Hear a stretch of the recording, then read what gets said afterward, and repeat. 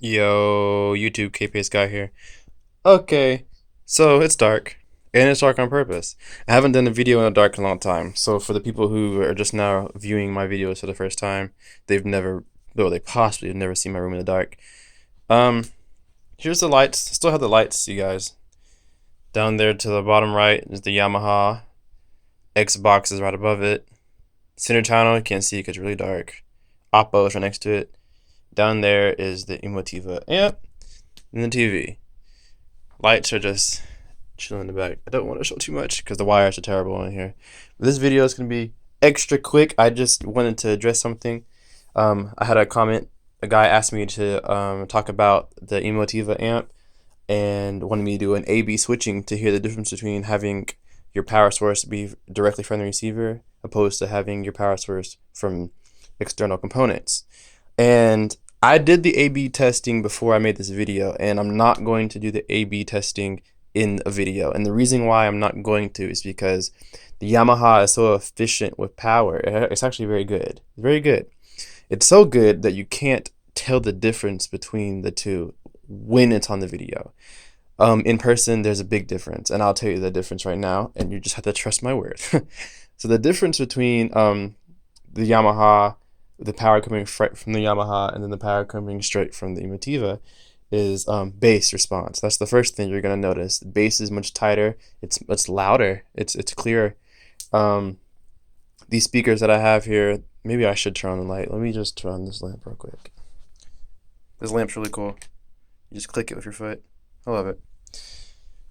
So the speakers are the Fluence Signature Series, as you guys know most likely. These things are rated down to 35 hertz. They definitely go lower than that, even in this room. I love it. Um, but I have them. I had them on large, or I have them on large right now, so they're getting the full bandwidth. I might change it back to 80, maybe 40. I've been messing with it, but anyway, that's another story, another day. Um, with these speakers, since their bass response is so low, it's already powerful enough. But it's one thing to have power and be boomy, and it's one thing to be tight and be clean and be accurate. And two 8 inches is very accurate. 8 inch speakers getting down to 37 hertz is very accurate. These are subwoofers basically in your speakers, honestly. 8 inch subwoofers in your speakers. When I put it on the Yamaha, well, I took it off the Yamaha and put it on the Emotiva. I didn't get a difference in volume as far as decibels go. Maybe like when you're watching a movie or whatever, I still had to turn up to the regular dB I usually do. But there is a lot more dynamic power, like the intricacies, the delicacies in small subtle notes and movies when they explode is a lot bigger. Like things, just detail is so rich now. Um, for those who don't know, this is the Emotiva Basx A300, their new line of budget-friendly amplifiers. Still has the good quality power that you trust from Emotiva. Two channels, 150 watts per channel, two channels driven.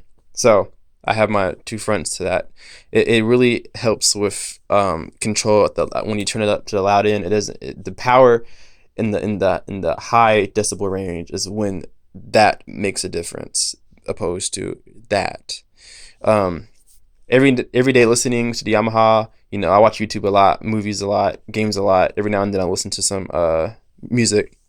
It's when you crank it up is when you can really tell the difference between the two. When you turn the volume up, things kind of get harsh. You start to lose a little clarity and detail in all ranges, mid-range, high frequencies, and low range.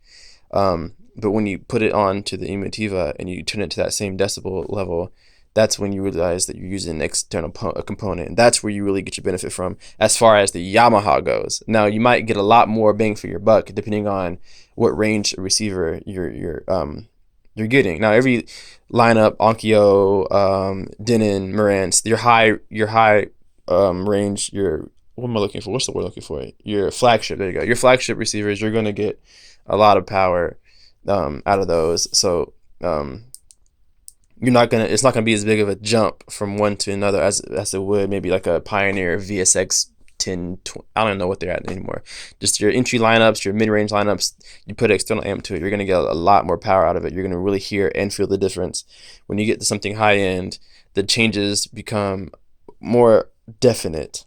So with this, what I've gotten out of external amplifier is clarity, the bass is amazing. It's already amazing to begin with, but now it's accurate, it's tight, it's not boomy, even in the small room with these big speakers. So I just wanted to make a quick video on that. I apologize to the guy who asked for the A/B switching. It's not, you're not going to hear a difference. So I think you get more benefit out of me explaining to you the difference by ear than you would trying to figure out what I did in a video. So most likely you won't have you won't be using a device that can really pick up anything. I'm not using a device. My phone records pretty good, but it doesn't record, details as I hear it in person. So it wouldn't be much of a video for you guys, but I wanted to do it in dark because people haven't seen the room in the dark in a long time. Spoiler alert, at the end of the summer, maybe mid to late August into September, I will be leaving this place. I've gotten a lot of comments lately about, hey man, why are you in a bedroom? Well, I still live with the family. I'm getting out of college here in a little bit, so I've been looking for a place to go. And I've found some options, and I've racked up some money at my job, and I'll be moving into a different place very soon. And all this stuff that you see in here now will be in the living room, in a place where it's supposed to be. So these speakers have yet to come alive yet. I've been craving a chance to hear these in a bigger environment, and the time is coming. So the videos are gonna be amazing. Sooner or later, you're gonna see me in a different place, having whole new reviews on speakers. Whatever I said about these speakers now in old videos is probably 10 times different in the videos in the next house, because the room's gonna be different. It's gonna be bigger. It's gonna be amazing. I might need bigger subwoofers. I don't know. I'm definitely gonna have to upgrade a TV. I can't have 48 inches in the living room. Maybe to start, but I can't keep it there. It's too small. Put that in the bedroom. Speakers will stay in the living room. This whole sound system will stay in the living room. So I might have to get something small for the bedroom. I don't know yet. I have no idea yet, but that's the future plans.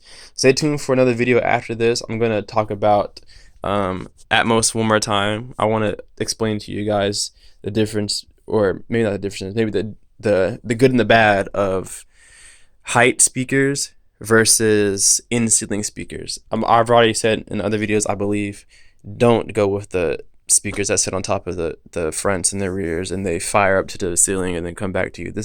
It's not what you want to do. That's your last resort. So I'm gonna go and talk about the height speakers that are placed in the corners of the room, which is an actual suggestion from Dolby. You can do that.